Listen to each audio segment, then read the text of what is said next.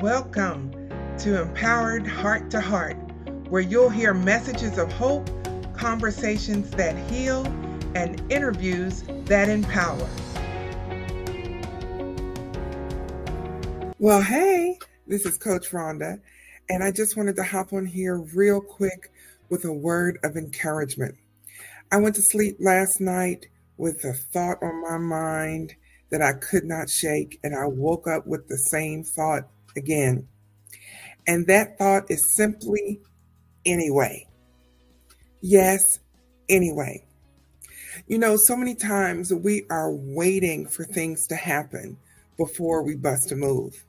We are waiting for anything really to transpire so that we can then say we're going to our next level. I get that.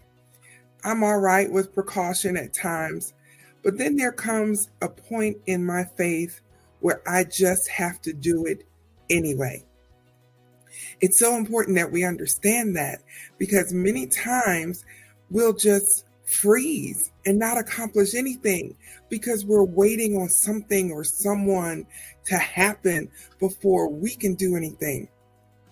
Or we're waiting until we reach a certain plateau when things will be just right. Now that sets the stage. Well, I don't know about you, but I want to prove myself faithful to God, even in the days of small things, even in the beginnings, even when people don't show up, even when nothing is happening. I want to do it anyway. And so that's why I'm making this recording. I don't know who's going to be listening. I don't know who's going to be watching the video. I have no idea, but I'm doing it anyway, because the scripture lets us know in Romans chapter 4 that God calls those things that are not as though they were.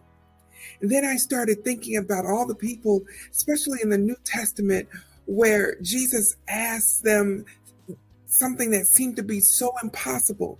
For example, Jesus goes to the tomb of a dead man named Lazarus and calls him forth from the dead as if he were alive and just in there hanging out. Guess what? He came back to life anyway. He asked another person who had a withered hand and couldn't move it to stretch forth your hand. And guess what? He did it anyway. He asked a woman who was bowed over and couldn't even stand up straight to stand up straight. And she did it anyway. And so it's time now for us to bust a move. It's time now to stop waiting.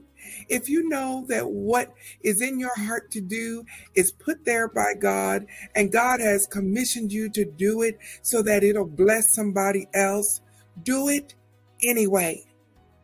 Act like the church house is full. Act like your membership site is full of hundreds, if not thousands of members, and do it anyway. If we're not careful, we'll allow what we see with our eyes to discourage us to the point of inactivity. But God is saying, do it anyway. I encourage you, whatever it is, start. Yes, start. Do it anyway. I want to encourage your heart today that there's nothing too hard for God, and you'll never know what God will do until you do it anyway. You never know how God will manifest his promise in your life until you start making moves in that direction.